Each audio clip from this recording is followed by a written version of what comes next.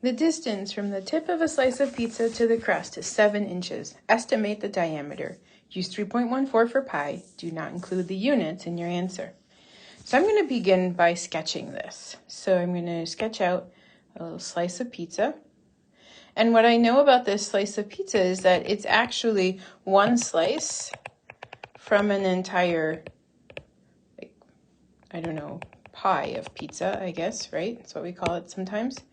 So it's actually a whole circle once we draw in the rest of the pizza. So when they're talking to me about the distance from the tip to the crust, that's from here out to the crust. And they're saying, well, that is 7 inches.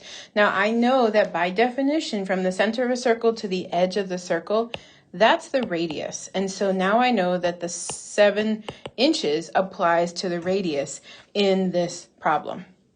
So when they're asking me to estimate the diameter, I'm going to keep in mind that diameter is defined as 2 times the radius. And since I know now that the radius is 7 inches, I'll be multiplying that by 2, and so the diameter is 14 inches.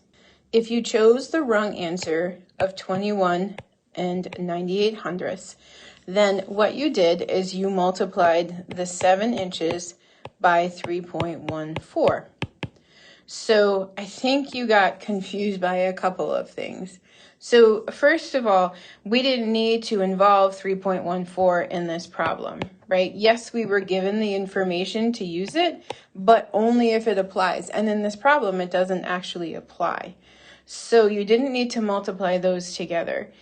And I think that what might have happened here is maybe either you didn't understand, maybe you didn't have a good picture in your head of like what actually was going on. That's why I always start with a sketch, because when I have a sketch, it really helps me clarify, oh yeah, I have the radius. And if I have the radius to find diameter, I just multiply by 2.